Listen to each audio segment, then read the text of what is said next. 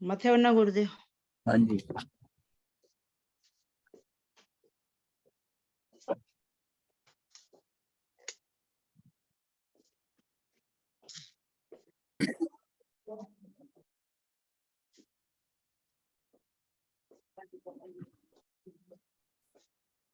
तो कल हम डिस्कस कर रहे थे वेशिकायन का कि वो जो है अपनी माता को वहां से ले आता है पैसा देकर, और अब उसको संसार से विरक्ति हो जाती है और वो एक सन्यासी बन जाता है। सन्यासी बन जाता है तो वो सन्यासी बनते हुए वो उसकी जटाएं इतनी लंबी हो जाती है कि उनमें जुएं पड़ जाती है, और वो इतना करुणा उसमें था कि वो जुएं यहाँ गिरेंगी मर जाएंगी। वो नीचे जो जुएं धूप में खड़ा होता था, तापना लेता था, तो जब गिरती थी उनको उठाकर फिर सिर में डाल लेता। तो जो सिर में डालता था तो गोशालिक ने उसे देखा कि ये इस प्रकार जुएं डालते हुए देखा, तब बोला, अरे तपस्वी, तू तत्व ज्ञाता है अथवा जुओं का शय्यातर? ये जुओं को यानी तू स्थान देने वाला है? तू स्त्री है, जब लंबी लंबी जटाएं हो गई थी, तू स्त्री है या पुरुष? तू अल्पज्ञ दिख रहा है। इस प्रकार कहने पर भी वह तपस्वी मौन रहा, लेकिन गोशालक तो अपने उपद्रवी और ये क्रूर स्वभाव के कारण उसे बार बार कहता ही रहा। तब उस तपस्वी को क्रोध आया, उसने गोशालक पर तेजोलेशा छोड़ दी। अब गोशालक सहायता के लिए मुनि वर्धमान की तरफ दौड़ा और बचाव के लिए कहा। मुनि वर्धमान ने शीतल एशिया छोड़कर गोशालक की रक्षा की। मुनि वर्धमान की इस अनुकंपा से प्रभावित होकर वह तपस्वी मुनि के पास आया और निवेदन किया कि भगवान, मुझे आपके अतिशय प्रभाव का ज्ञान नहीं था, मैं इस कार्य के लिए आपसे क्षमा मांगता हूँ। इस प्रकार बार बार क्षमा याचना करता हुआ वह तापस वहां से चला गया। तदनंतर गोशालक ने मुनि वर्धमान से कहा, भगवान, तेजोलेशा की लब्धि कैसे प्राप्त होती है? तो मुनि वर्धमान ने फरमाया, जो मनुष्य 6 मास तक निरंतर बेले बेले पारना करता है और पारने में एक मुट्ठी उड़द की और एक अंजलि पानी की, यानी उड़द के बाकुले होते हैं, उड़द के बाकुलों की एक मुट्ठी और एक अंजलि में पानी, मतलब ऐसे हाथ कर कर एक बार में पानी जितना आ जाए, इसको 6 मास के अंत में उसको विपुल तेजोलेशा लब्धि प्राप्त हो जाती है। ये तेजोलेशा प्राप्त हो जाती है अगर वो 6 मास तक बेले बेले करे और पारने में इतना ही बेबस। आनंद सूत्र में तेजोलेशा लब्धि प्राप्ति के 3 कारण कहे, जैसे अतापना, शीत तप आदि रूप अतापना लेने से, अतापना लेने से ये ले भी लब्धि प्राप्त हो सकती है। क्रोध के निग्रह से, अब महावीर ने, भगवान ने, मतलब इन्होंने वर्धमान मुनि ने क्या कोई ये थोड़ी कि बेले बेले तप करके ये इसको प्राप्त किया।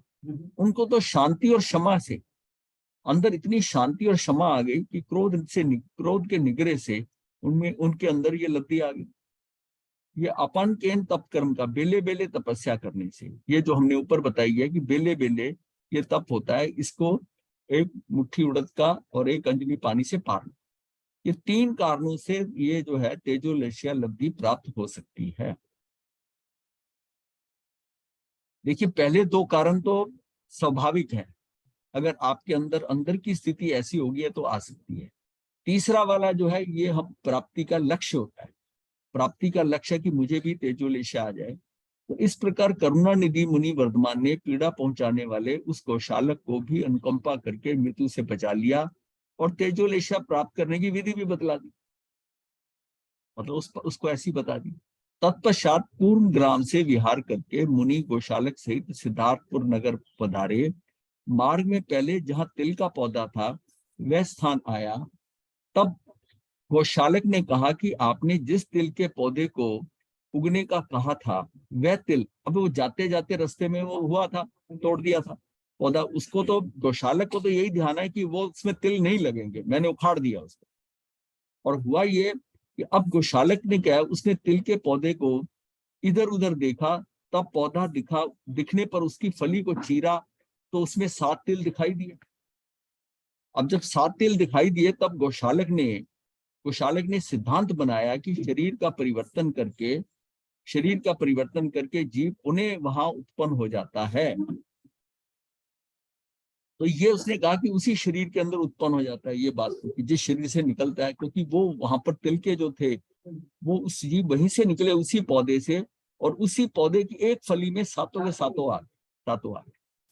तो गौशालक ने चिंतन किया कि अब इनके साथ रहने से क्या लाभ, तेजोलेशिया, अब तो मुझे तेजोलेशिया की लब्धि प्राप्त कर लेनी चाहिए। यूं सोचकर गौशालक मुनि वर्तमान को छोड़कर श्रावस्ती नगरी आ गए, उनको वहीं क्या, यानी कि 9वें चतुर्मास के बाद जब वहां से अनार्य देश से निकले हैं, उसके बाद चलते हुए आगे आए हैं, तो ये तिल वाला केस भी आया था।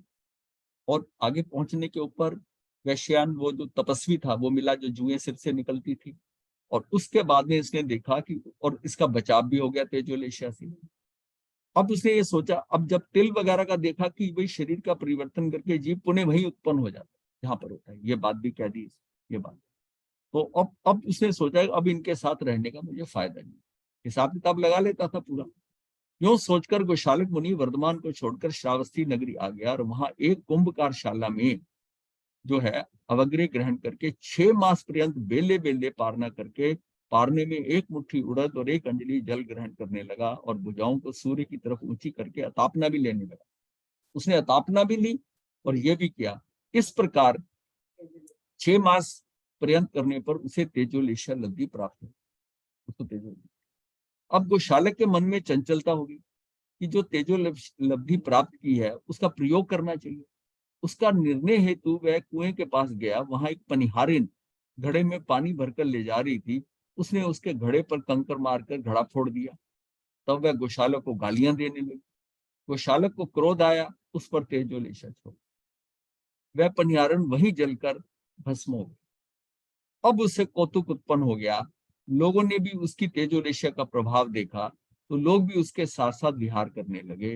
विहार करते हुए एक बार भगवान पार्श्वनाथ के 6 शिष्यों को, जो चरित्र का परित्याग करके अष्टांग निमित्त के पंडित हो गए थे, वो संयम से निकल गए, लेकिन उनको ना अष्टांग निमित्त के कारण निमित्तिक बन गए, पंडित हो गए। उनकी गौशालक से मुलाकात होगी, उन सबकी गौशालक के साथ मैत्री होगी।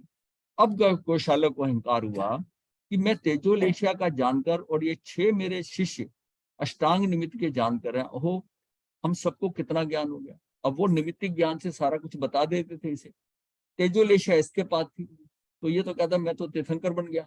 यहाँ से इसके शिष्य बनने शुरू, हाँ यहाँ से नहीं, ये पावरफुल इतना हो गया था और इतना चमत्कार दिखाने लगा था कि दुनिया इसके पीछे 10 गुनी, महावीर से 10 गुनी इसके पीछे थी। सबकी गौशाली के साथ मैत्री होगी। तब गौशालक को अहंकार हुआ कि मैं तेजोलेशिया को जानकर और ये 6 मेरे शिष्य अष्टांग निमित्त के जानकार हैं, ओह हम सबको कितना ज्ञान है, वास्तव में मैं जिनेश्वर हूँ। वो इस प्रकार की मति वाला गौशालक जिन ना होते हुए भी स्वयं को जिनेश्वर कहता हुआ विचरण करने लगा। इधर मुनि वर्धमान मुनि सिद्धार्थपुर से विहार कर वैशाली नगर पधारे। नगर के बाहर भगवान ध्यानस्थ मुद्रा में लीन हो गए। अनेक बाल क्रीड़ा करते हुए वहां पर आए और वर्धमान मुनि को पिशाच समझकर यातना देने लगे। अचानक वहां पर सिद्धार्थ राजा का मित्र शंख गणराज अपने विशाल राजकीय परिवार के साथ आया। उसने मुनि को यातना देते हुए बालकों को हटाया और मुनि को वंदन करके लौट गया। वहां से विहार करके वर्तमान मुनि वाणिज्य ग्राम पधारे। उस ग्राम में मिंडिकिया यानी गंडकी नाम की नदी पड़ती थी। नदी पार करने के लिए मुनि नौका में विराजे। नाविक ने नदी पार कराई और मुनि वर्धमान से किराया मांगा। उसने कहा आ जाओ मुनि महाराज, ये अपना चढ़ गया। अब वो किराया मांग रहा है, तो ये कहां से किराया देंगे। उसी समय शंख गणराज का भांजा चित्र नौका सैन्य कर लेकर वो नदी में गश्त लगा रहा था। उसने जब मुनि वर्धमान को किनारे पर तप्त बालू पर खड़ा देखा तो वह तुरंत वहां आया, नाविक को फटकार कर मुनि वर्धमान को वहां से विहार करवाया। तत्पश्चात चित्र स्वयं नगर लौट गया। मुनि वर्धमान विहार कर वाणिज्य ग्राम पधार गए। नगर के बाहर प्रतिमा धारण करके कायसर में स्थित आत्म ध्यान में लीन हो गए। उसी वाणिज्य ग्राम में पार्श्वनाथ भगवान की परंपरा का आनंद नाम का श्रावक रहता था। वह सदा बेले की तपस्या करता और अतापना लेता था। इस प्रकार तपश्चर्या करते हुए उसे अवधि ज्ञान हो गया। वर्धमान मुनि प्रभु को वो वाणिज्य ग्राम में आया जानकर उन्हें वंदन करने के लिए आया और हाथ जोड़कर निवेदन किया, भगवान आपने दुस्सह परिचय और भयंकर उपसर्ग सहन किए हैं, आपकी सहनशीलता अविस्मरणीय है।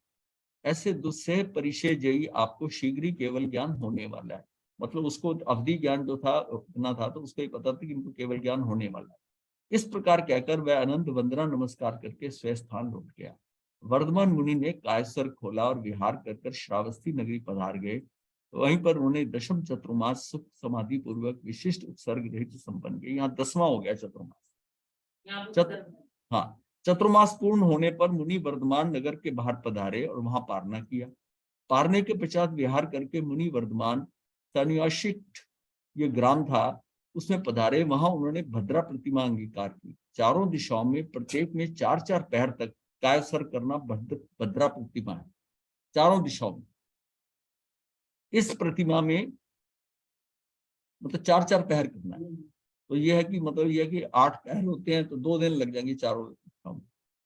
इस प्रतिमा में अशन आदि का त्याग कर कर पूर्वाभिमुख रहकर एक पुद्गल पर दृष्टि स्थिर करके परिपूर्ण दिवस व्यतीत किया।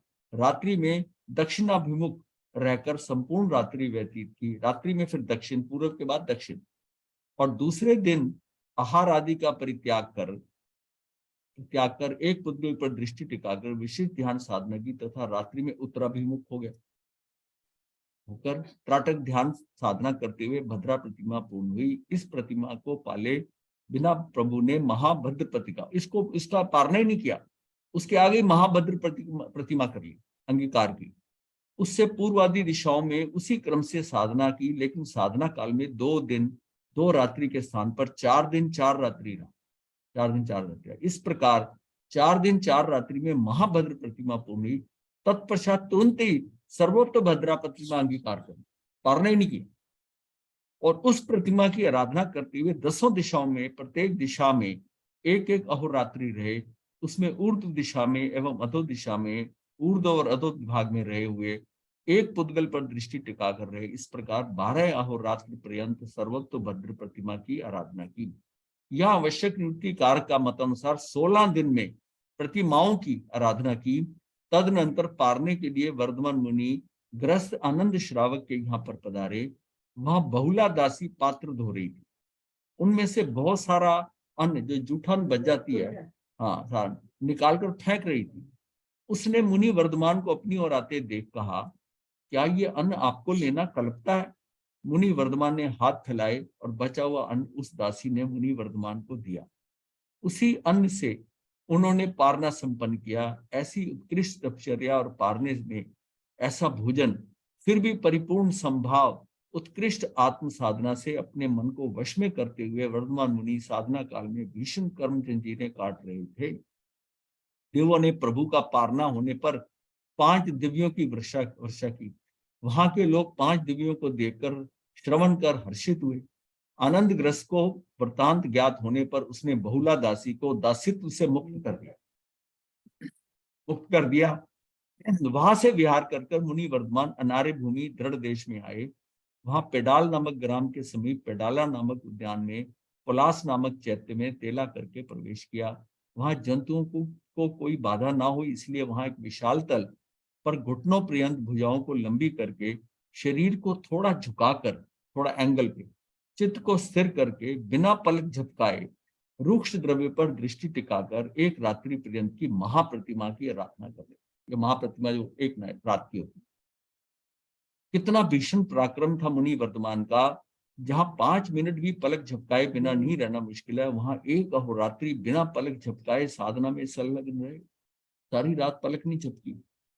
उस समय प्रथम वैमानिक देवलोक के इंद्र शक्रेंद्र अपनी सुधर्मा सभा में 84,000 समानिक देवताओं और 33 त्रैत्रंशिक देवों के 3 प्रकार की सभाओं को, 4 लोकपालों को, असंख्य प्रकीर्णक देवों जो चारों दिशाओं में दृढ़ परकोटा बनाए हुए थे, ऐसे 84,000 अंगरक्षक, सेना से परिवृत 7 सेनापति, अभियोगिक देव देवियों के समूह और तेजस्वी देवों के परिवार सहित बैठे हुए थे। वहां शक्रेंद्र को मुनि वर्धमान का स्मरण हुआ है। तत्काल अवधि ज्ञान का उपयोग लगाकर देखा, तुरंत सिंहासन से नीचे उतरे, चरण पादुकाएं उतारी, उत्तरासन किया, नीचे बैठकर बाएं पैर को खड़ा कर दाहिने पैर को जमीन पर टिकाकर पृथ्वी पर मस्तक झुकाते हुए शक्रस्तव या मुथुरम के पाठ से प्रभु को वंदना की, तत्पश्चात सिंहासन पर बैठे और चिंतन किया, ओहो, कर्म युद्ध में महावीर प्रभु जैसा योद्धा दुष्कर है।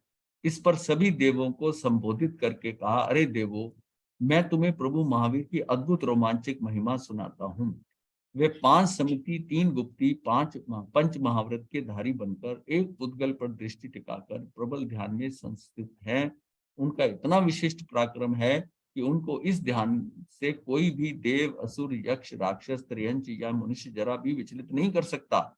इस प्रकार वर्धमान मुनि की महिमा श्रवण करके सम्यक दृष्टि देव तो धन्य है, धन्य है, धन्य है बोल पड़े। किंतु एक अभव्य और प्रगाढ़ मिथ्यात्वी देव भी उसी सभा में बैठा था। शुक्रेंद्र के का ये सामानिक देव संगम ईर्ष्या की अग्नि से जल उठा और क्रोधित हो शुक्रेंद्र से बोला, हे देवेंद्र, आप श्रमण बने हुए मनुष्य की इतनी प्रशंसा करते हैं। आप जब भी किसी की प्रशंसा करते हैं तब आप इतना बह जाते हैं कि आपको सत्य असत्य की सीमा का भान नहीं रहता। देवता सुमेरु को एक भुजा से उठाकर फेंकने में समर्थ है, संपूर्ण पृथ्वी पर पर्वतों को समुद्र में डुबोने में समर्थ है, सारे समुद्र का जल एक अंजलि में पान करने में सक्षम है, संपूर्ण पृथ्वी को एक उंगली पर उठाने की शक्ति रखते हैं। ऐसे शक्ति संपन्न देवों के आगे उस मनुष्य की शक्ति का क्या मुकाबला हो सकता। वह संगम देव क्रोधावेश में जहां वर्धमान मुनि ध्यानस्थ वहां आया। यद्यपि शुक्रेंद्र ने संगम का महामुनि वर्धमान के पास जाना और उसकी परीक्षा करने जाना उन्हें कष्ट पहुंचाना जान लिया था, तथापि भगवान सहायता रहित कर्म निर्जरा में लीन है, यह सोचकर वह उपसर्ग मुक्त करने नहीं आया। उसको पता था ही हो रहा है, लेकिन उनके कर्म कट रहे हैं। जब महावीर ने कहा ना, कोई मेरी रक्षा नहीं करने। संगम ध्यानस्थ मुनि को देखकर अकारण ही अधिक द्वेष करने लगा। संगम ने भयंकर पीड़ा पैदा करने वाली रज की वर्षा की, मिट्टी धूलि से महामुनि के सब अंगों को व्याप्त कर दिया। धूल से इतना भरा कि श्वासोश्वास लेना भी कठिन हो रहा था, परंतु वर्धमान महामुनि तनिक मात्र भी विचलित नहीं हुए। इतनी मिट्टी उड़ाई। हाँ, ये उसने पहला दिया। दूसरा था, इसके बाद उसने वज्रमुखी ऐसी चींटियां उत्पन्न की जिनके मुख बड़े तीक्ष्ण थे। चींटियां आर पार छेद करने वाली तीक्ष्ण डंकों से वर्धमान महामुनि को काटने लगी, लेकिन उसका ये उपसर्ग उन्हें विचलित नहीं कर सका। ये चींटियों का दूसरा हो। तीसरा था, तब संगम ने डांस मच्छरों की विकुर्णा की। वह मच्छर तीक्ष्ण डंकों से महामुनि को काटने लगे। उन्होंने इस उपसर्ग को भी संभाव से सहन कर निष्फल कर दिया। तब उसने प्रचंड चोंच वाली कठिनाई से हटाने योग्य दीमकों का वकुर्णा की और दीम के मुनि के शरीर पर मुख लगाकर ऐसे चिपक गई मानो शरीर से उठी हुई रोम पंक्ति को ही। लेकिन महामुनि अडोल बने रहे, ध्यान भंग नहीं किया। इतना सब होने पर ध्यान भंग नहीं किया।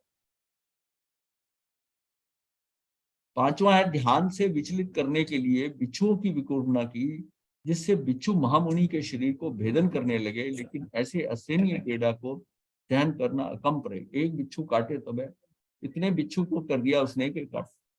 छठे पे, तब बहुत दांत वाले नेवलों की विकुर्णा की। महामुनि के शरीर पर मांस को काट काट कर गिराने लगे। वह ध्यानस्थ महामुनि डोलाए मान नहीं हुए, बिल्कुल हिले नहीं।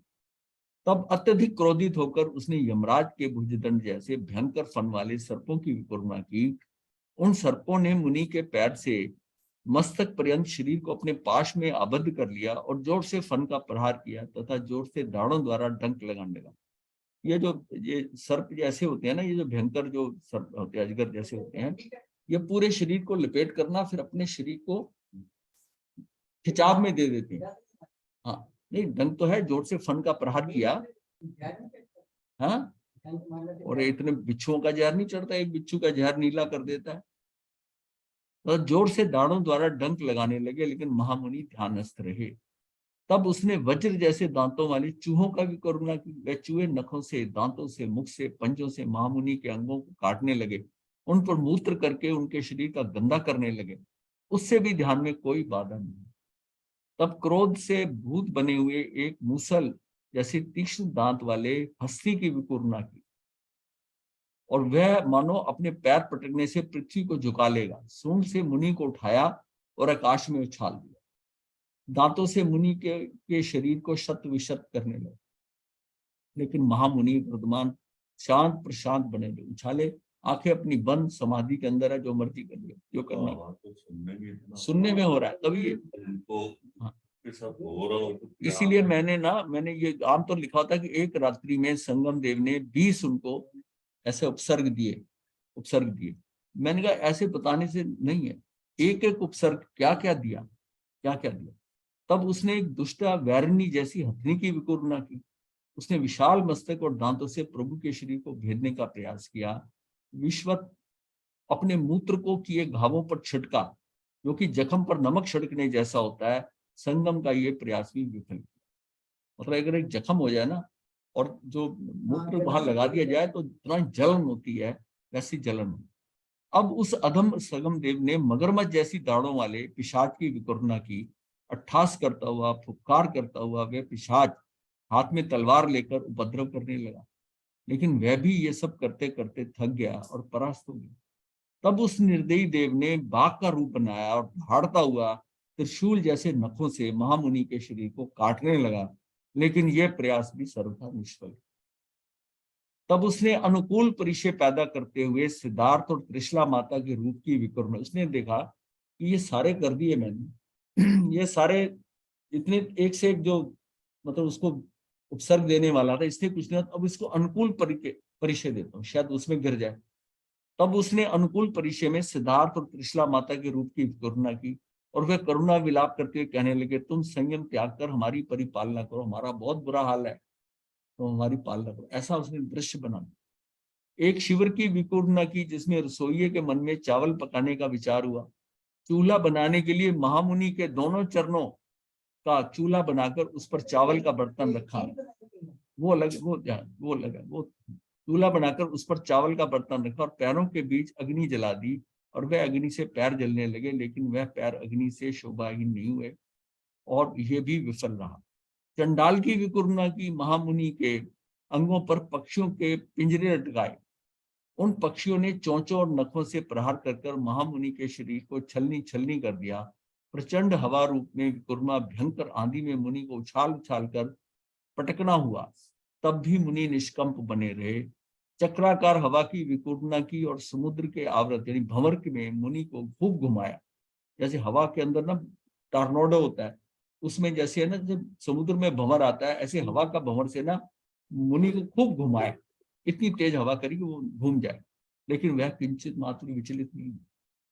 तब संगम देव के मन में चिंतन क्या हो, ये मुनि महान कठोर साधना में संलग्न है, इनको विचलित करने का बहुत प्रयास किया, लेकिन कठोर मन वाले इस मुनि साधना से स्वल्प भी विचलित नहीं हुए। अब इनको विचलित किए बिना यदि शकरेंद्र सभा में जाता हूं, अब उसको अपनी लगने लगी कि जाता हूं तो मेरी बहुत हंसी होगी और कोई उपाय नहीं दिखता, क्यों ना इनको मृत्यु धाम में पहुंचा कर ही जाऊं। 1000 बार का लोह व काल चक्र रचा, उसे उठाकर महामुनि पर फेंका। उसमें महामुनि का शरीर घुटनों प्रमाण पृथ्वी में धंस गया। इतनी जोर से ऊपर से आके वो चक्र उनके सिर पे लगा कि वो अंदर तक घुस गए। इसमें संगम के मन में रह गई, कुछ नहीं हुआ। तब उसने अनुकूल उपसर्ग में विचलित करना चाहा। एक दिव्य विमान में देव का रूप धारण कर बोला, हे महर्षि, मैं तुम्हारे उग्र तप, सत्व, पराक्रम से तथा प्राणों की प्रभा किए बिना तपश्चर्या में संलग्न रहते हुए बहुत प्रसन्न हूं। तुम्हें जो चाहिए वो मुझसे मांग लो, सारे मनोरथ पूरे कर सकता हूँ। महामुनि ये सब अनसुना करके जरा भी विचलित नहीं हुए। इसने मेरी सारी शक्तियों को निष्फल कर दिया, लेकिन कामदेव का बाण मैंने नहीं चलाया। अब इसका प्रयोग कर इस मुनि का ध्यान सक्रिय करता हूँ। तुरंत कामदेव की सेना रूप देवांगनाओं की विकुर्णा की। उन देवांगनाओं को मुनि सम्मुख संगीत, नृत्य, भंगिमाएं, तीव्र कटाक्ष, कामुक चेष्टाएं द्वारा विचलित करने के प्रयास करने लगी। बारंबार प्रेमालाप करने पर भी महामुनि का ध्यान से शनि की विचलित नहीं हुए। संगम देव का ये वार भी खाली गया। अब कुछ समय पर्यंत यहाँ रहकर इनको विचलित करके ही लौटूंगा। संगम विचार पूर्वक कुछ समय के लिए शांत हो गए। यहाँ तक उन्होंने 20 प्रतिशत दे दिया। अब तो तक वापस तो ऐसे जाऊंगा नहीं। अब इनको थोड़ा सा इनको लगा ये सारी रात है तो मतलब ये तो है, ये जो इनकी समाधि है ये थोड़ी आगे चलती रहेगी ऐसे। उसी प्रकार एक रात्रि में संगम देव ने कायव सर्ग में स्थित प्रभु को 20 महातीक्ष्ण उपसर्ग दिए और उपसर्ग से परिपूर्ण रात्रि व्यतीत हो गई। प्रातःकाल होने पर उस देव ने विचार किया कि मैंने संपूर्ण रात्रि में इस महामुनि को निरंतर उपसर्ग दिए, पर ये जरा भी विचलित नहीं हुए, लेकिन मुझे प्रयास जारी रखना है, क्योंकि विचलित करके ही यहाँ से लौटूंगा। प्रातःकाल होने पर महामुनि बालुका ग्राम की ओर विहार किया। तब मार्ग में संगम देव ने 500 चोरों की एवं रेत के रेगिस्तान जैसी विकूर्णा की।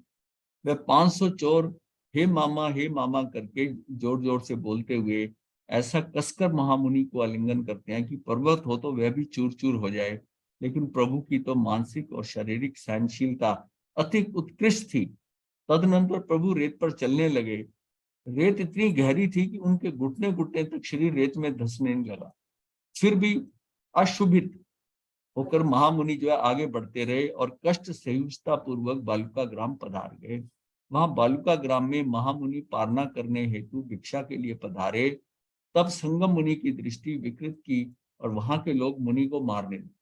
उनकी उन लोगों की ना, अब वो पारना करने के लिए तो जाना ही था उन्होंने, पारना की जाए तो लोगों की दृष्टि विकृत कर दी। वहां से मुनि विहार कर सुभौम ग्राम गए। वहां भी उसने संगम ने ऐसे ही किया कि वहां से वर्धमान मुनि क्रमशः सुक्षेत्र मले जहां जहां जाते थे वहां गोचरी के अंदर कुछ ना कुछ विघ्न डाल देता था, और जहां जहां पधारे वहां वहां उसने जघन्य कृत्यों से संगम देव उन्हें पीड़ित करता रहा। तदनंतर महामुनि तोसली ग्राम पधारे और गांव के बाहरी उद्यान में प्रतिमा धारण कर ध्यानस्थ बने। संगम देव ने चिंतन किया कि यदि मुनि ग्राम में प्रवेश नहीं करता तो मैं यहाँ स्थित होकर उनको उपसर्ग देने का प्रबंध करता हूँ। ऐसा सोचकर एक छोटे साधु का रूप बनाकर गांव में गया और कुछ घरों में सेंध लगाने लगा। तब लोगों ने उसे सेंध लगाते हुए पकड़ लिया। तब वह बोला, मुझे क्यों पकड़ते हो? मैं तो अपने आचार्य की आज्ञा से यहाँ आया हूँ। तब लोगों ने पूछा, कहाँ है तेरा आचार्य? मुनि वेश में संगम ने कहा, बाहर उद्यान में प्रतिमा धारण कर खड़े हैं। साधु वेश में संगम देव की बात श्रवण कर लोग बाहर उद्यान में आकर महामुनि को पीटते हैं और मारेंगे, ऐसा सोचकर रस्सियां बांधकर गांव में लाते हैं। वहां पर महाभूतिल नाम इंद्रजालिक था। उसने महामुनि वर्धमान को पहले कुंड ग्राम में देखा था। वह उन्हें बंधन मुक्त करवाता है और बतलाता है कि यह सिद्धार्थ राजा का पुत्र है। लोग क्षमा याचना करने लगे। उस शूद्र मुनि को ढूंढने का प्रयास करने लगे। वो छोटा मुनि जो आया था जिसने हमें बरगलाया, वो कहाँ गया? वो नजर थोड़ी नजर, वो संगम देव था जिसने शरारत कर मुनि को ये उपसर्ग करके उनके द्वारा पहुंचाया। लेकिन बहुत ढूंढने पर भी वह साधु मिलता नहीं। तब जान लेते हैं कि यह कोई देवकृत उपसर्ग था। वहां से मुनि विहार कर महामुनि मोसली ग्राम पधारे। तब वहां पर भी संगम देव ने तस्करी का आरोप लगाया। राज्य के कर्मचारी महामुनि वर्धमान को पकड़कर राज्य परिषद में ले गए।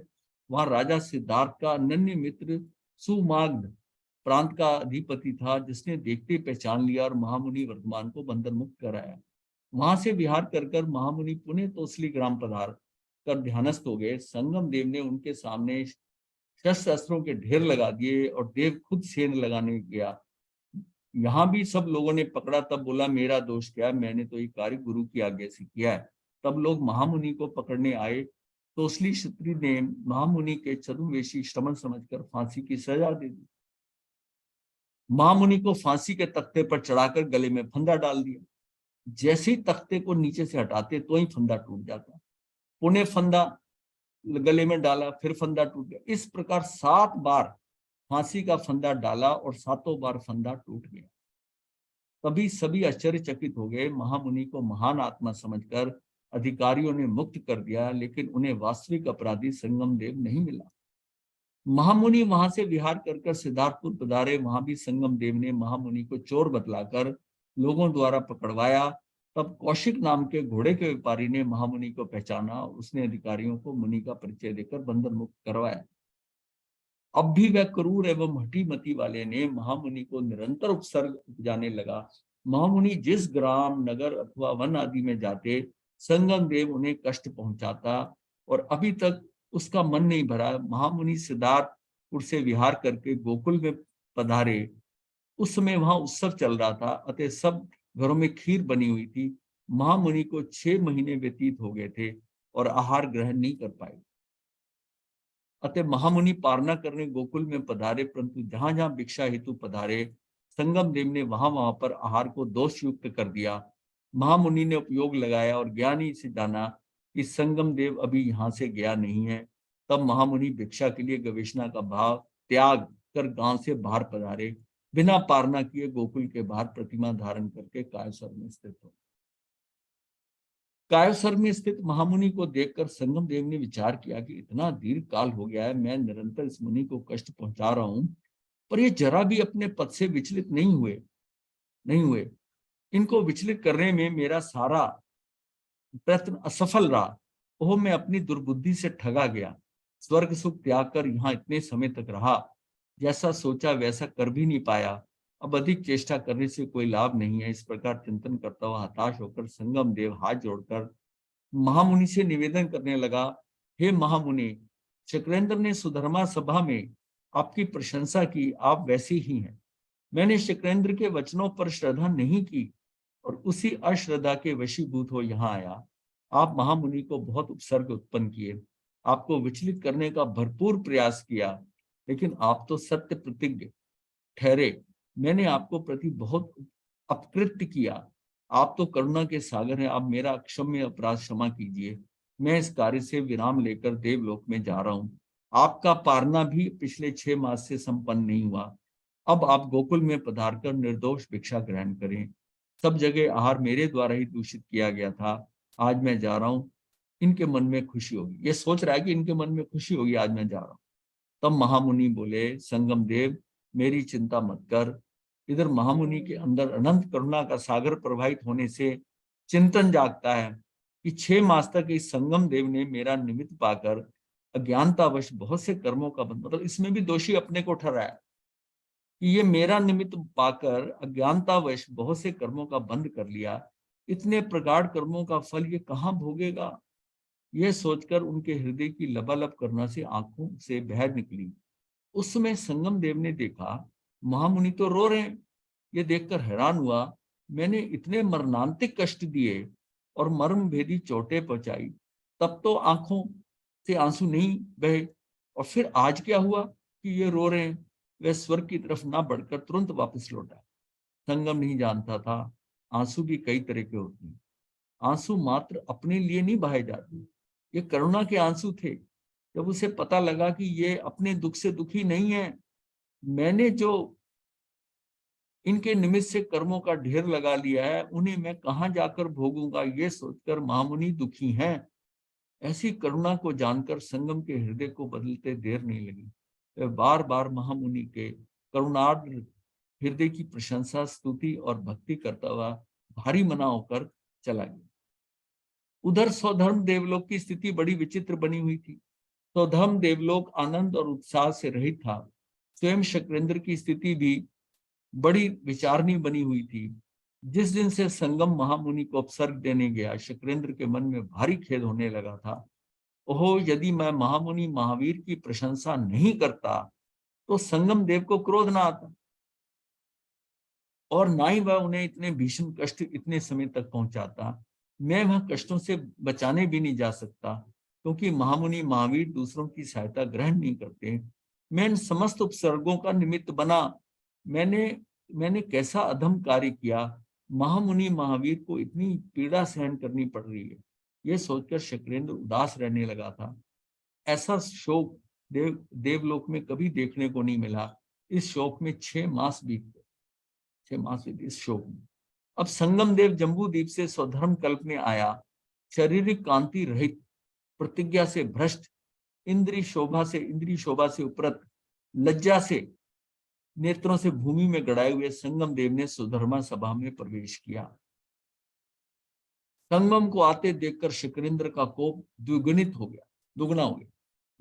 ऊंचे स्वर में बोला, अरे देवो, ये संगम देव महापापी है और कर्म से चंडाल है। इसने हमारे प्रभु को बहुत कष्ट पहुंचाकर भयंकर अपराध किया है। इसको संसार परिभ्रमण से भी भय नहीं, तब मेरे से भय तो कैसे हो सकता है। इसके कष्टों से मैं भी बचा नहीं सका, क्योंकि अरिहंत भगवान दूसरों की सहायता नहीं चाहते, इसलिए मैं वहां जाकर कुछ नहीं कर सका। लेकिन अब मैं ऐसे नहीं छोड़ू, इसको देवलोक से बाहर निकलना ही उचित होगा। ऐसा कहकर क्रोध से आग बबूला शक्रेंद्र स्वयं उठे अपने बाएं पैर से संगम देव पर प्रहार किया और तब शस्त्र सज्जित इंद्र के सैनिक धक्का मारकर उसे निकालने लगे। इस प्रकार तिरस्कृत होकर संगम देव अपना एक सागरपम का शेष आयुष भोगने के लिए सुमेरु पर्वत की चूलिका पर चला गया। तदनंतर संगम की देवियों ने शुक्रेंद्र से आज्ञा मांगी, हे स्वामिन, यदि आपकी आज्ञा हो तो हम भी हमारे स्वामी देव के साथ सुमेरु पर जाना चाहती हैं। शुक्रेंद्र ने मात्र संगम की पत्नियों को सुमेरु पर जाने की आज्ञा प्रदान की, बाकी सब परिवार वहीं पर रहा। उसे शुक्रेंद्र ने आज्ञा नहीं दी, उन्हें नहीं दिया। शुक्रेंद्र की आज्ञा से संगम की पत्नियां संगम के पीछे पीछे सुमेरु के पीछे सुमेरु पर्वत पर चली गई। महामुनि महावीर संगम के अवसर दूर होने पर दूसरे दिन पारना करने के लिए गोकुल में पधारे। भिक्षा के लिए परिभ्रमण करते हुए एक वृद्ध गोपी वत्सपालिका के यहाँ निर्दोष खीर मिलने पर महामुनि ने खीर से वहां पारना किया। समीपवर्ती देवों ने 5 दिव्य प्रकट किए। वहां से विहार कर प्रभु अलभिका में पधारे। वहां पर प्रतिमा धारण करके चित्रस की तरह महामुनि स्थित हो गए। वह हरि नामक विद्युत कुमारों के इंद्र महामुनि महावीर के पास पहुंचे और 3 बार प्रदक्षिणा की और नमन करते हुए कहा, धन्य है मुनि महावीर, इनकी कष्ट सहिष्णुता, अपने इस घोर अति घोर सर्ग सहन कर लिए पर जरा भी विचलित नहीं हुए। आप तो वज्र से भी अधिक दृढ़ हैं। अब तो बहुत थोड़े उपसर्ग सहन करना अवशिष्ट है। उन शेष कर्मों को क्षय करके पश्चात आप घाती कर्मों को क्षय करके केवल प्रकट करेंगे। ऐसा कहकर भगवान को भक्ति पूर्वक नमस्कार करके वे इंद्र अपने स्थान पर लौट गया। वहां से विहार कर महामुनि श्वेतांबिका पधारे। वहां हरिस्य नामक देव आता है और भक्ति पूर्ण वंदन करके सुख शांति पूछकर लौट जाते। अब धीरे धीरे अब स्थिति नजदीक आ रही है ना, काफी देव इंद्र आते हैं। वहां से विहार कर श्रावस्ती नगरी में महामुनि पधारे। वहां प्रतिमा धारण करके कावसर में स्थित हो गए। उस दिन कार्तिक स्वामी की रथ यात्रा का महोत्सव था। सभी लोग कार्तिक देव की प्रतिमा की पूजा करने रथ यात्रा में जाने लगे। उसी समय शुक्रेंद्र का अवधि ज्ञान का उपयोग हुआ। उन्होंने देखा कि श्रावस्ती के निवासी महामुनि महावीर को छोड़कर कार्तिक देव की पूजा कर रहे। ये लोग कैसे अविवेकी हैं, उन्हें महामुनि महावीर की महिमा बतलानी चाहिए। ऐसा चिंतन कर शुक्रेंद्र वहां आया। शुक्रेंद्र ने कार्तिक की प्रतिमा में प्रवेश किया और प्रतिमा चलने लगी। तब लोगों ने सोचा ये प्रतिमा सोते ही रथ में बैठने के लिए चल रही है। प्रतिमा जहां प्रभु महावीर थे वहां आई। आकर महामुनि महावीर को 3 बार प्रदक्षिणा की और प्रभु की परिउपासना करने के लिए वहां बैठ गई।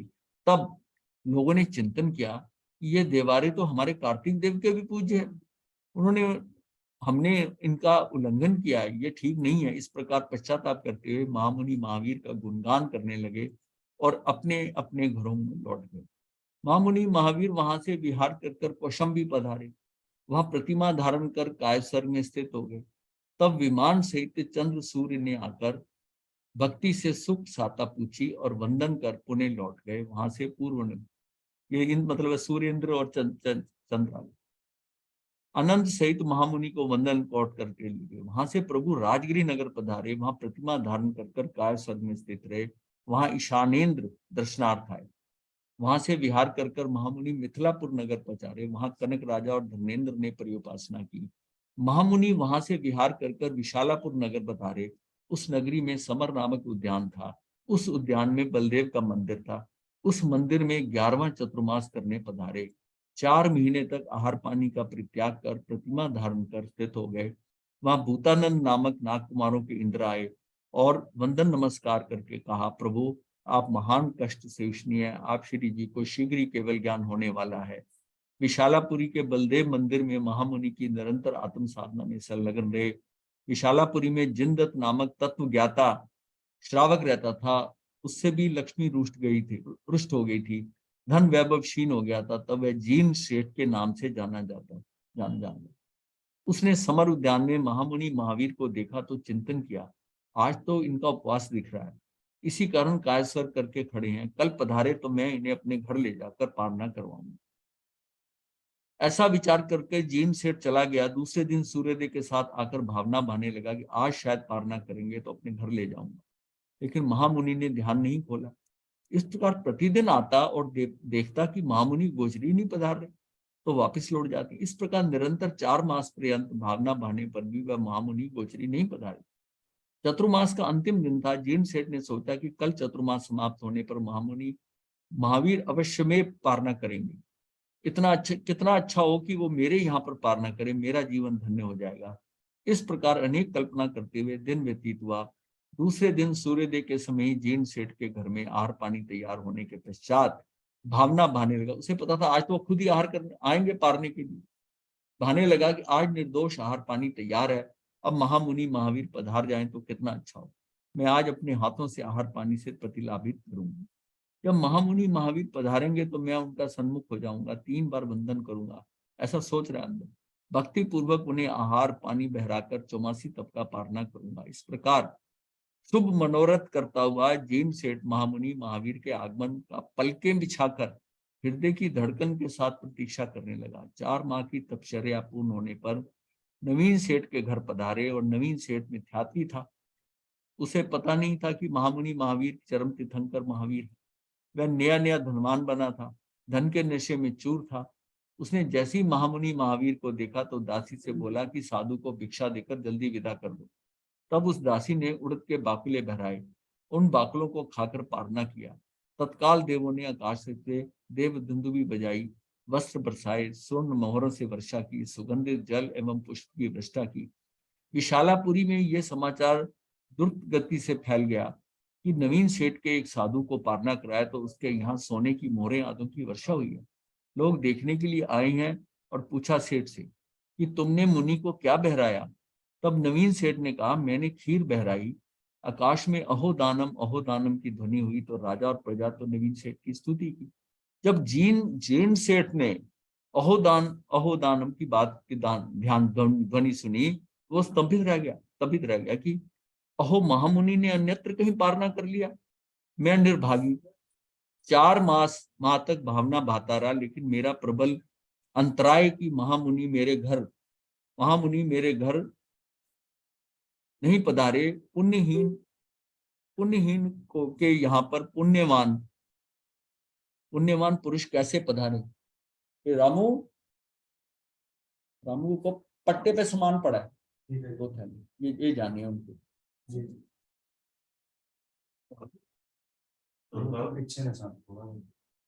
कौन? अच्छा, इस प्रकार अत्यधिक पश्चाताप करने लगा। हाँ, पधार सकते, पुण्यहीन के यहाँ पर पुण्यवान पुरुष कैसे पधार सकते थे। इस प्रकार अत्यधिक पश्चाताप करने लगा। शुभ भाव शुभ अध्यवसायन से जीर्ण सेठ ने उस समय आगामी जन्म के 12वें देवलोक के देव रूप में आयुष बंद किया। उसमें जीर्ण सेठ का जो है ना 12वें देवलोक का हो गया, क्योंकि जो श्रावक होता है ना वो 12वें से ऊपर नहीं जाता, तो उसको मैक्सिमम वहां पर गया है 12वें आयुष बंद। उधर पारना करके मुनि महावीर वहां से विहार कर गए। उसी समय उद्यान में भगवान पार्श्वनाथ परंपरा के शिष्य जो कि केवल ज्ञान के धारक थे पधारे। तो वहां के राजा ने पूछा, राजा और प्रजा उनको कदन करने हेतु गए तो वंदन नमस्कार करके पूछा, हमारे नगर में प्रबल पुण्य का उपार्जन करने वाला कौन है। ये राजा ने पूछा। उन्होंने कहा कि नवीन सेठ का ही कहेंगे, जिनके यहाँ पर पारना हुआ, इतना धन गिरा है। तब केवली भगवान ने कहा कि जीर्ण सेठ। राजा आश्चर्य से बोले, जीर्ण सेठ, उसने तो दान भी नहीं दिया, तब कैसे प्रबल पुण्य का उपार्जन कर लिया। तब केवली भगवान बोले, भाव से तो जीर्ण सेठ ने पारना करवाया और उसने उन्हीं भावों से 12वें देवलोक में जाने के लिए पुण्य का उपार्जन कर लिया। यदि वह कुछ क्षण और देवदुंद भी नहीं सुनता तो उसे केवल ज्ञान उसी समय प्राप्त हो जाता। मतलब श्रावक जो है ना वो सीधा मुक्त हो सकता है, लेकिन अगर देवलोकों में जाएगा तो 12वें से ऊपर नहीं जाएगा। अब ये हुआ कि वो कुछ क्षण रहते थे और और धुंधी बज गई, उसका ध्यान टूट गया, उसे केवल ज्ञान उसी समय प्राप्त हो जाता। नवीन सेठ ने भावरीतो महामुनि को दान दिया। उसने केवल स्वर्ण मोहर आदि लौकिक फल पाया। अब नवीन सेठ को क्या मिला? नवीन सेठ को तो सोना और मोहरें मिल गई, ये लौकिक फल था। इस प्रकार उत्तर श्रवण करके विषयान्वित होकर राजा और प्रजा लौट गए। तो ये साथ खंड मितम ना सुनंतो दुंद हिस्सीदन तू जय पशु परिणामो। ये जो एक दोहा पूरा जो है ना, इसका मतलब है कि ये खंड मत का इतना सा रह गया था कि धुंध भी बज गई और उसका सुपरिणाम वो तो वहीं रुक गया, वरना ये ये महावीर चैरियम नेमी चंद्र का पृष्ठ 162 पे डिटेल आई है कि उसको उसमें केवल ज्ञान हो जाना है, ये ऐसी स्थिति बनी हुई। मुनि महावीर विशालापुरी से विहार कर कर नगर ग्राम द्रोणमुख आदि स्थानों में विहार करते हुए सुषमापुर पधारे। वहां अशोक वन नामक उद्यान में अशोक वृक्ष के नीचे एक शिला पर तेले का प्रत्याख्यान करके एक रात्रि की प्रतिमा धारण करके कालसर में स्थित रहे। अब यहाँ पर उन्होंने एक तेला किया था, तेले के बाद एक रात्रि की करनी थी। तो इस रात्रि में ये वही जो 10 सुखमाल ने करी थी ना प्रतिमा, ये वो प्रतिमा। उसी रात्रि में चमरेंद्र के प्रभु शरण में आने की विशिष्ट घटना घटी, जिसका वर्णन क्रम इस प्रकार है। भरत क्षेत्र की विंध्याचल तलहटी में विभेल नामक ग्राम था। उस विभेल ग्राम में पूरन नाम का एक गृहस्थ रहता था। एक बार अर्धरात्रि में शयन करते हुए वह निद्रा से जागृत हो गया तो उसके मन में शुभ अध्यवसायों से भाव उत्पन्न हुए कि मैंने पूर्व भव में बहुत तपश्चर्या की हुई है, जिससे कि इस भव में मुझे सत्कार, सम्मान और परिपूर्ण लक्ष्मी प्राप्त हुई है। मुझे अपने आगामी भवों में भी श्रेष्ठ रिद्धि प्राप्त हो, इसके लिए पुण्योपार्जन करना चाहिए। मेरे लिए यही श्रेष्ठ है कि अब मैं गृहवास का परित्याग कर तपश्चर्या कर आगामी जन्म और जीवन को सुखी बनाऊं। ऐसा चिंतन करने पर प्रातःकाल होने पर अपने पारिवारिक जनों से प्रवज्ञा स्वीकार करके उसने आज्ञा मांगी और अनुमति प्राप्त होने पर मित्र जाति स्वजनों को भोजन के लिए आमंत्रित किया। और भोजन करने के पश्चात अपने पुत्र को घर का भार संभालकर स्वयं दानामा प्रवज्ञा अंगीकार, ये दानामा प्रवज्ञा, हाँ, तापस बनकर तपचर्या करने लगा। उसने भिक्षा के लिए 4 खंड वाला एक काष्ठ पात्र ग्रहण किया। वह प्रवज्ञा अंगीकार करने के पश्चात निरंतर बेले बेले पारना करने लगा। सूर्य की तापना लेते हुए अपने शरीर को क्रश करने लगा। पारने के दिन 4 भागों वाला भिक्षा पात्र को लेकर मध्याह्न में यानी दोपहर को वह भिक्षा के लिए परिभ्रमण करता। पहले खंड में आई हुई भिक्षा को राहगीरों को देता, दूसरे खंड में आई हुई भिक्षा को कौवे आदि को देता, तीसरे खंड में आई भिक्षा को मत्स्य आदि यानी पानी में डालता था, जलचर प्राणियों को देता, और चौथे खंड में आई हुई भिक्षा को राग द्वेष रहित होकर स्वयं ग्रहण कर लेता था। इस प्रकार उसने 12 वर्षों तक अज्ञान तप करके तत्पश्चात विभेल गांव की ईशान दिशा में अनशन तप ग्रहण कर लिया।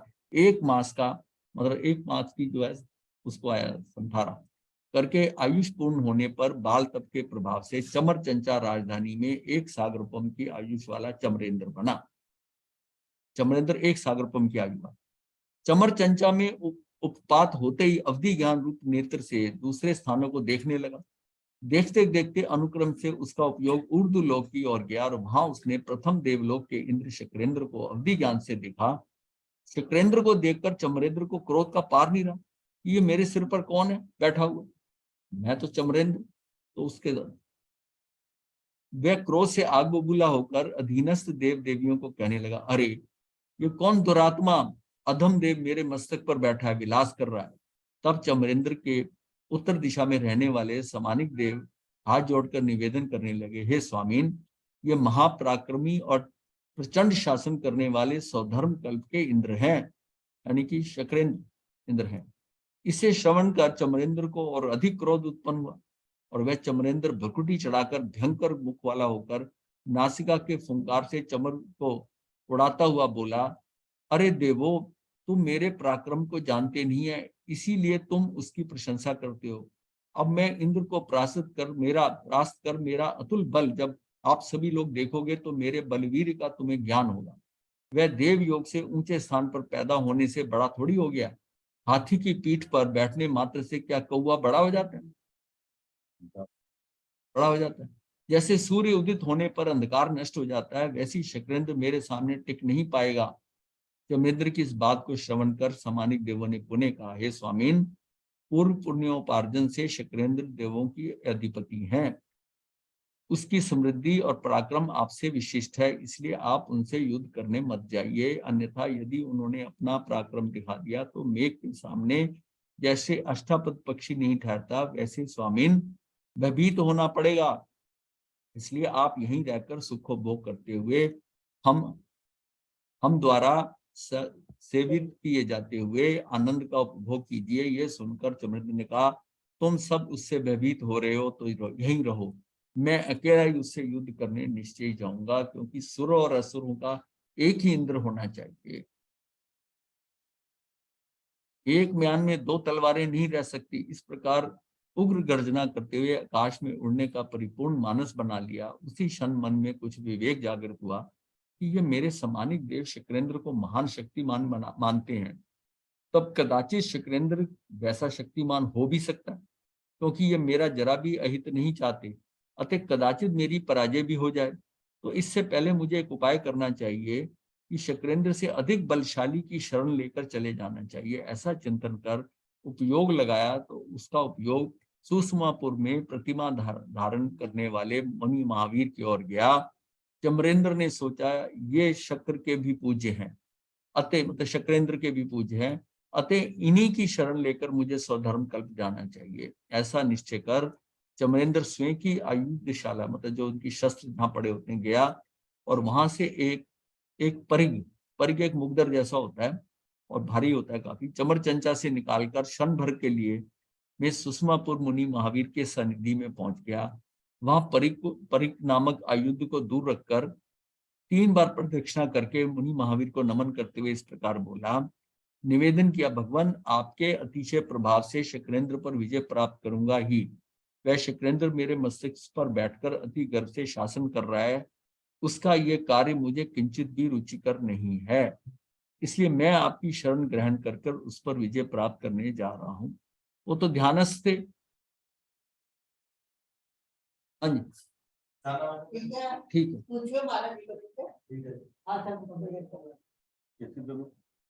वो 3 रिब्स टूटी हैं, 3 रिब्स टूटी हैं।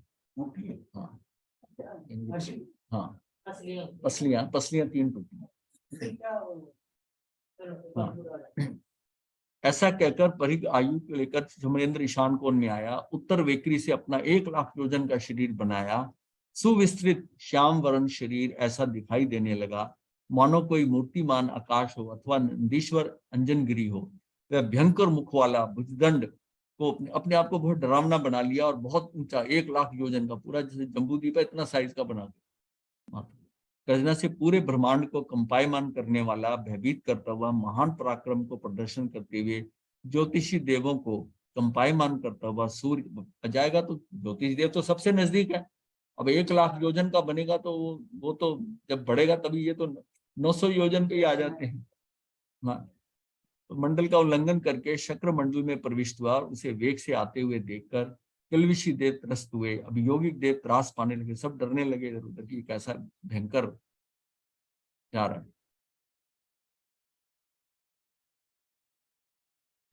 इसके आगे लेना पड़ता।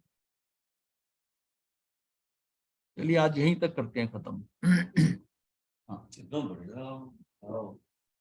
नहीं, सिर्फ है कि इसको, इससे इन सारी जो चीज हमने अभी बोला है, इसको हम देखें कि जीवन में कहाँ कहाँ डर है, इस बात का डर था, इस बात का डर, और गुरुदेव, और मतलब निर्भीक होकर जो कार्य कर रहे हैं। गुरुदेव, हाँ जी, गुरुदेव, जिन सेठ जो ध्यान में थे उनका हाँ सिर्फ जी, ध्यान तो यही था कि मुझे पारना कराना है।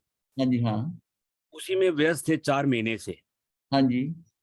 तो ये ध्यान ही हुआ, क्योंकि अगर नहीं उनको थोड़ा सा वक्त और मिल जाता तो वो तो केवल ज्ञान हो जाता उनको। नहीं नहीं, उसके कारण ध्यान नहीं थे, लेकिन उस दिन जब वो उनकी इंतजार कर रहे थे ना, उस दिन उनको मतलब ध्यान करते हुए अगर 48 मिनट जैसे थे तो 48 मिनट से कुछ कम ऐसा रह गया था कि ध्यान के अंदर एक समय भी बाहर गए बिना कहीं पर भी अगर अंदर ही रहता है 48 मिनट, तो केवल ज्ञान किसी को भी हो सकता है। सिर्फ सारी साधना ही यही है कि ये 48 मिनट आप अपने अंदर रह जाएं तो हो जाए, 24 मिनट अंदर रह जाएं तो एक भव अवतारी, 12 मिनट रह जाएं तो सम्यकदर्शी, और सम्यक दर्शन का मतलब है शायद सम्यक दर्शी हो सकता है। और अगर कोई 3 मिनट 4 मिनट 5 मिनट भी होता है तब भी उसको शायद श्रमिक सम्यक दर्शन हो सकता है। ऐसी स्थिति नहीं आती। हमें सारा प्रयास जो करना है ना, वो अंदर रहने का। तो ये जो स्वाध्याय होता है ना, स्वाध्याय आपको अंदर टिकने के लिए सहयोग देता है कि ये मैं सह हूं, जितनी चीजें मालूम है। खाली आप आंखें बंद कर 48 मिनट रह जाएंगे, बड़ा मुश्किल है। लेकिन तत्व के ज्ञान से ना आपको तत्व रोकता है। जैसे किसी को घर छोड़ना बड़ा मुश्किल होता है, लेकिन तत्व ज्ञान उसको घर से निकालता है, तत्व ज्ञान ही निकालता है, तत्व ज्ञान के बिना नहीं। जो जो सिर्फ देखा देखी घर से निकलता है वो फिर आगे जाके उतना सुखी दुखी भी हो जाता है, क्योंकि देखा देखी आया। अगर तत्व ज्ञान से आया है, उस ज्ञान से पुष्ट होकर आया कि भी मुझे तो इस जीवन को सफल बनाना ही है, ये सब जैसा उन्होंने किया मैं भी वैसा करूंगा, तब उसको जो है ना ये मार्ग मिला। तो जीन सेठ के अंदर एक अहोभाव था, इतना अहोभाव था, पुराना धनी था, छोटा मोटा। वो नवीन सेठ, दोनों तुलना करिए, जो नवीन सेठ है वो नया नया अमीर हुआ था। भाई दासी को कह दिया कि साधु है, इसको चुपता, इसको जल्दी भेजो, करो, इसको दे दे, इसको ये बाकुले दे दिए। देखिए, हालांकि उनका तो पारना हो गया, उसको धन लौकिक लाभ मिला, तो उसके आगे तो उसको कुछ नहीं मिला। इसको क्या, इनको क्या मिल गया? ये तो इससे ऊपर जा नहीं सकते, इसका मतलब बहुत जल्दी मुक्त वो होने वाले बन गए। अगर अंदर ही रह जाते 48 मिनट तो केवल ज्ञान हो सकता। अब केवल ज्ञान तो हुआ नहीं। अब क्या है, इनको क्या होगा कि ये, इनको जो है 12वें देवलोक से ऊपर जा नहीं सकता, तो मैक्सिमम के ऊपर गए, मैक्सिमम 12वें देवलोक तक ये चले। तो ये सारी चीजें जो है ना, ये खेल भावधारा का था सारा। भावधारा रोज जाना, पारने के लिए करना। मैं यहाँ तक कहता हूँ भावधारा क्या होती है, आपका अतिथि संविभाग है ना, आप अपनी डाइनिंग टेबल पे खाना खाते हैं परिवार में, अगर आपका भाव होता है कि शायद कोई गेस्ट आ जाए, तो एक प्लेट आप सेपरेट रखकर, एक चम्मच, मतलब वो आए तो उसको बुलाए तो एकदम में आ जाएगा, नहीं तो कहा कि इसके लिए बर्तन जमाए जाए, रखा जाए, नहीं। इसका भी लाभ है। भाव ये है कि कोई, हम भोजन कर रहे हैं, कोई आ जाए तो एक प्लेट एक्स्ट्रा लगी हुई है, ग्लास पड़ा, कटोरी पड़ी है, ये पड़ा है, अपने सब लोग बैठे हैं उसके लिए, मतलब ये उसका भी उसको लाभ मिल जाए। खेल सारा भावों का है, कोई आए या खाए अलग बात है, लेकिन उसका भाव है कि कोई भोजन करने आ जाए। तो ये, यही चीजें जो है ना, धीरे धीरे हम जानते हैं कि हम अपने भावों से हम कहां तक जा सकते। कई चीजें हम करते नहीं है, लेकिन भाव हमारे ऐसे हो कि हमें भी मौका मिले, हम भी ऐसा करें, और अहोभाव से करें। मान लिया कहीं कहीं उनको मौका मिलता है देने का, तो बड़े अहोभाव से कि ये मुझे, ये अवसर मिला है, मुझे ऐसा अवसर फिर और मिले, बार बार। तो ये रिटर्न वहां से मिलती है ना। और बम्बन सेठ वाला देखो ना, उसने पूरा दान दे दिया, पूरा का पूरा लड्डू दे दिया, फिर आ गया इतना स्वाद, फिर मन में आ गया तू कितना मूर्ख है, वो सारा किए पे धो दिया। अब वो जो दान किया था उससे उसको मिला तो सही धन उतना, लेकिन उसको भोग ही नहीं सका। क्यों? उस वापस लेने चला गया, और जिस संत से वापस लिया उन्होंने वापस दिया नहीं, पर उन्होंने, उसने मांग लिया था, खाया उन्होंने भी नहीं, उन्होंने भी उस लड्डू को चूर चूर करके परड़ दिया। अब उनके काम भी नहीं आया ना उसके आया, वैसे ही धन का हुआ। अब इसमें क्या हुआ कि धन मिला, उस धन के कारण परिग्रह ऐसा हो गया और सातवीं नरक चला गया। तो डायरेक्शन ऐसे मुड़ती है, ऐसे जीव जो होता है ना, उसका टर्न हो जाता। हाँ जी, उसके उसे देने वाले के भाव बदल गए ना, देने के लिए उसको, उसे उचित नहीं लगा, खाना उचित नहीं समझा, खाना उचित, तो उसका भी मांस खमन था। ये ऐसा है कि भावधारा ऐसी होती है, भावों से आप कहाँ के कहाँ चले जाते हो।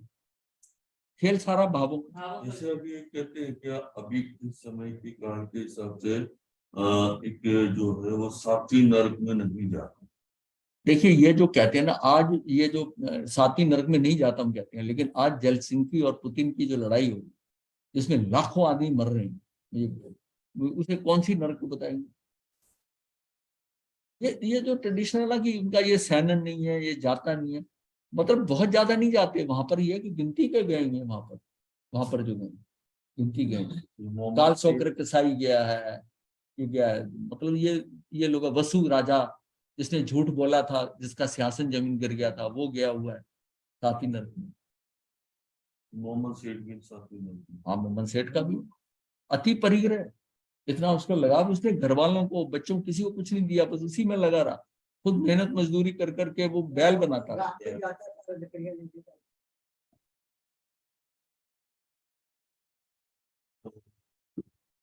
आइडिया बहुत अच्छा है। तो नमस्कार, तो पापणासुन मंगलानि चित्तवृत्ति परमं हवै मंगलम। श्री चत्तारी मंगलम मरियंता मंगलम चित्ता मंगलम साहु मंगलम केवली फणतदम मंगलम चत्तारी उत्मा रिंदा उत्मा सिद्धा उत्मा साहु उत्मा केवली फणतदम उत्मा चत्तारी संपवच्चामि यरियन्ते संपवच्चामि सिद्धे संपवच्चामि साहु संपवच्चामि केवली फणतदम संपवच्चामि अरियंता जी का शरण सिद्धा जी का शरण साधु जी का शरण केवली पुत्र धन का शरण ये चार शरण है अपना और शरणानी कोई जो भक्तानी करे आचरण उसका जड़ ट्रेन बनना भी मथे ही बंदा महाराज जी मथे बनना गुरुदेव, मथे बनना। मथे बनना मथे बनना।